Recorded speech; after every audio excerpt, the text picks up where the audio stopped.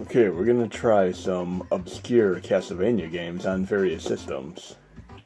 Of course, no mini Nintendo's complete without having its own dedicated Castlevania folder.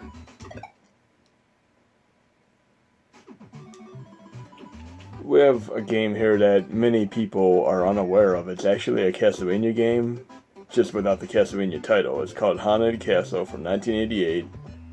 Everything about it pretty much screams Castlevania, but slipped through the cracks.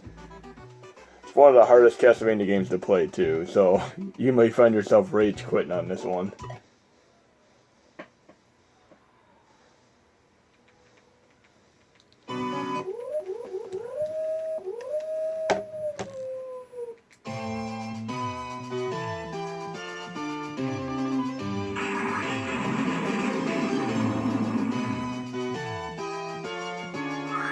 Why does this remind me of Super Ghouls and Ghosts and Super Mario World and countless other games?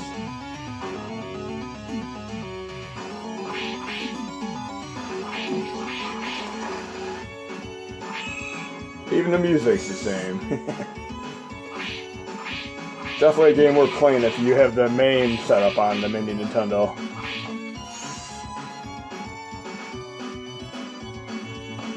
Like I said, it's extremely difficult though. You may find yourself rage quitting on this.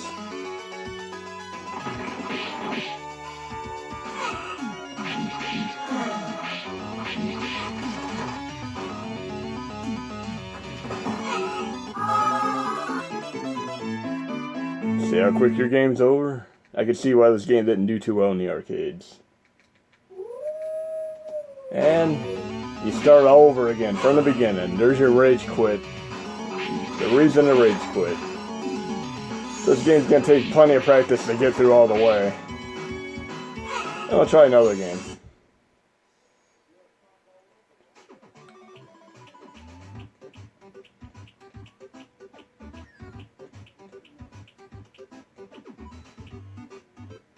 Now, you got Dracula X on Super Nintendo, which is a god-awful port of the phenomenally better Dracula X Rondo of Blood that was on TurboGrafx CD.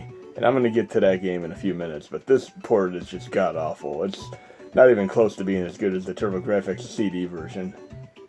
But we have Castlevania Chronicles on PlayStation 1. Everybody knows about Symphony of Night, but not everyone knows about this one.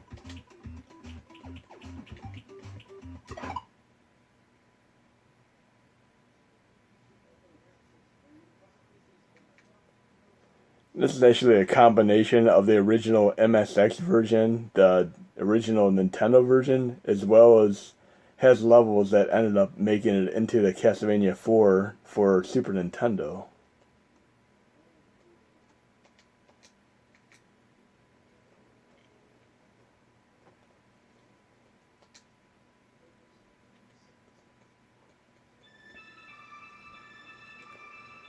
You have the original version and a rearranged version. I'm going to go to the original one.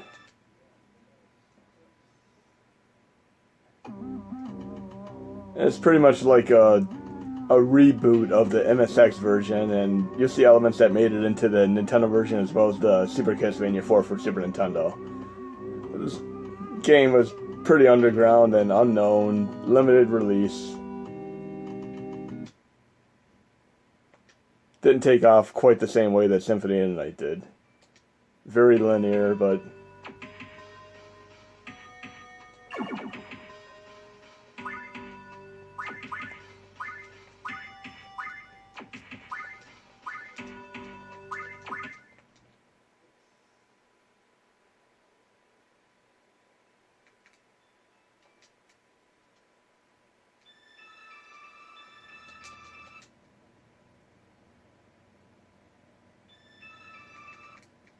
having technical difficulties here. Looks like this menu here is actually missing. So I'm kind of blindsiding it right now.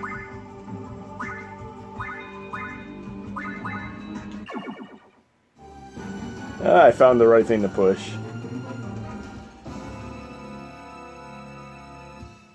So it looks like the name select screen, you're gonna have or the choice selection screen is pretty much blank on here. So it starts out like the MSX version.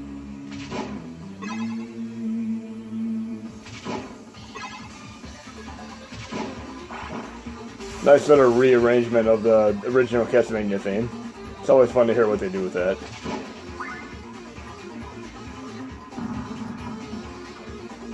This reminds me of Castlevania 4 there.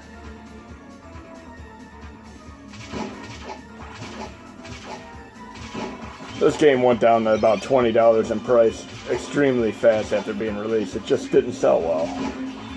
But I picked it up quick. I loved it.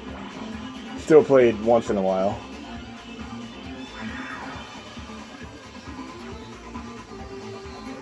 I mean, it didn't have the amount of effort put into it as they did Symphony of Night, but for a Castlevania collector, this is a must-have game.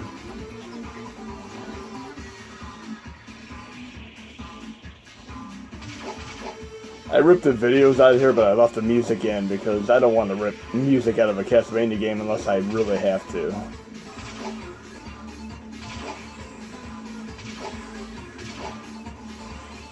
Now let's see what else we have here. Maybe I'll get to the boss to see what we have. See if it's bad. I haven't played this in a while.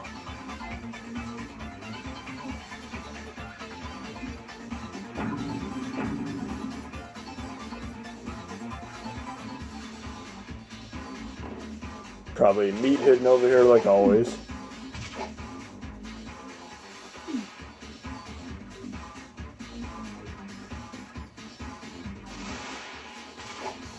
I've been sucking pretty hard in some of my recent videos because I didn't have the focus, but I'm a little bit better at a Castlevania style game. More my speed.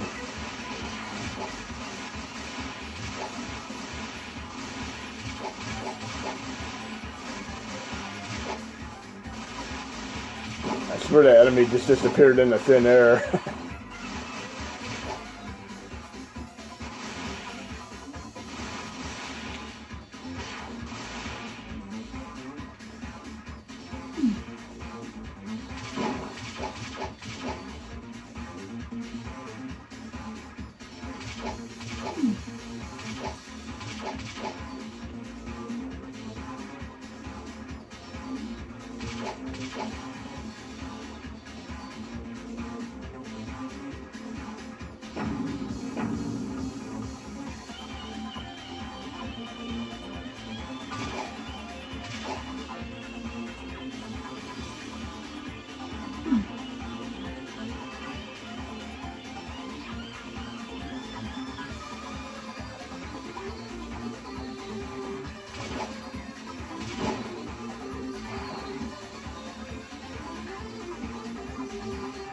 And here comes our boss.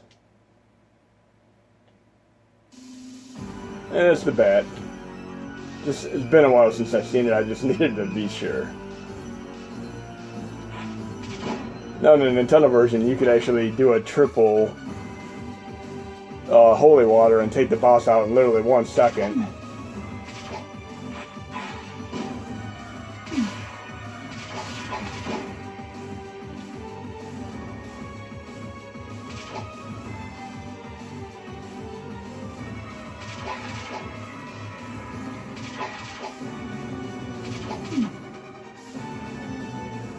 Notice my energy meter is not there. There's a few graphical blemishes in this game.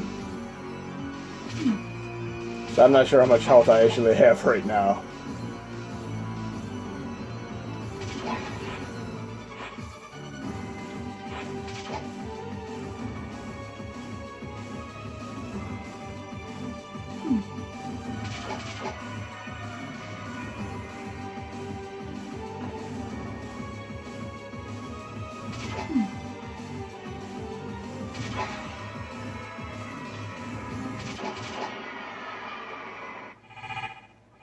And that glowing orb is probably invisible right in the middle of the screen.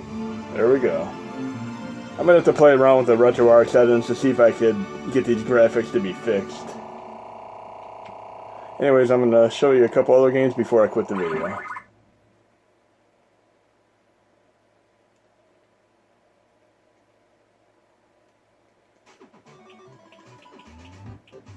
We have YY World 2 and YY World 1. These are Japanese only games that have a nice little gimmick to them where you're able to take various Konami characters and play them through super deformed variants and levels from other Konami games. You could play as Bill from Contra in a Castlevania level and Simon from Castlevania in the Contra level. It's a must play. It doesn't run on normal default emulator, but it runs through RetroArch and Nestopia. You start out I'll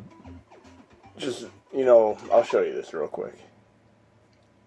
Takes a level or two before you really get into the good stuff.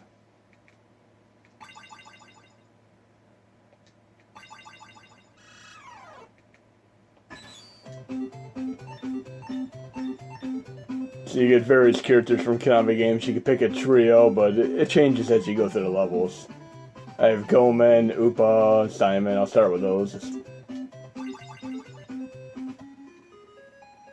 get an overworld map, quite a bit like Super Mario World, Super Mario 3.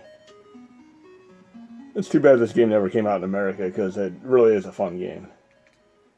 You even get like little Gradius and Twin Beast type levels mixed in too.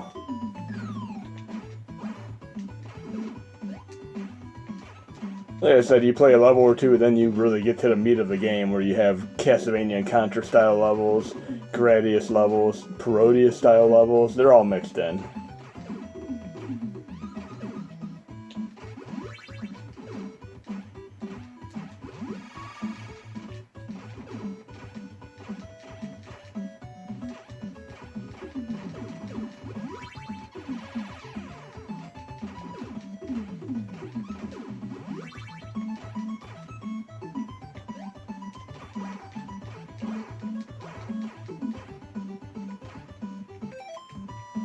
That classic pause noise. You know, the moment you pause it, what company made this? Konami. Like I said, you'll be playing this for a good 10 to 15 minutes before you get to the Castlevania Contra style levels. But let's see what else we have here. We have a couple hacks I threw on here. Like we have Castlevania Blood Moon, Castlevania Remix, and we have the normal Castlevania 3.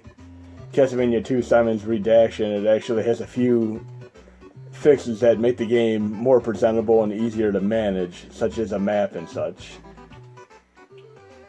Then I have this game, which is on Game Gear, which is as close to a Castlevania game as you could get without being actually Castlevania.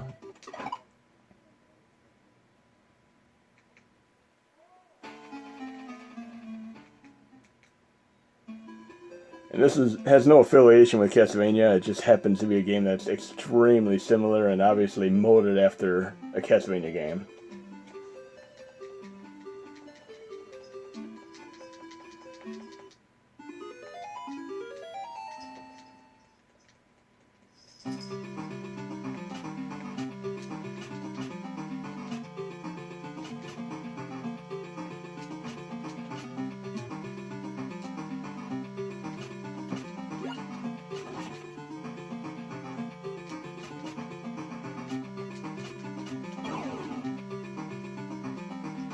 It's a fun game if you want something different to play.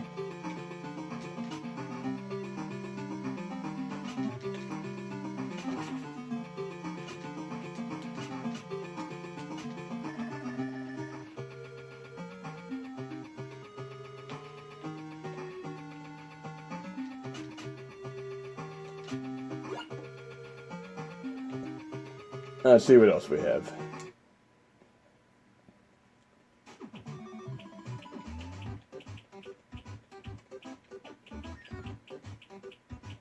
I want to try a Castlevania remix for a second. I haven't actually personally tried this yet, so let's see what it's about.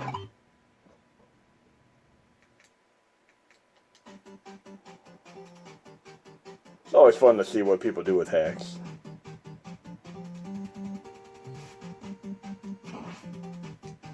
Not too shabby.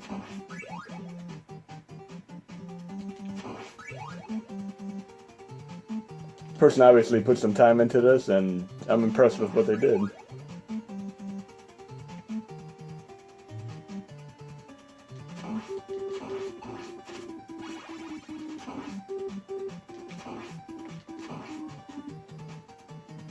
I like that they didn't just inject the original music, they obviously took the time to do their own custom music to this. That's pretty impressive too.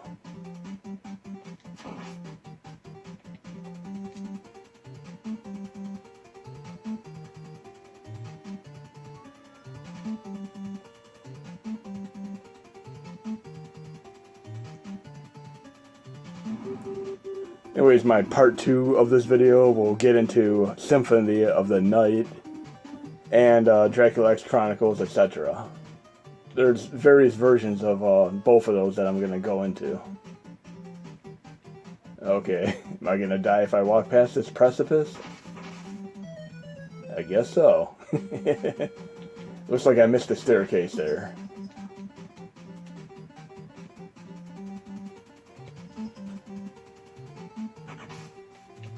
This is pretty good.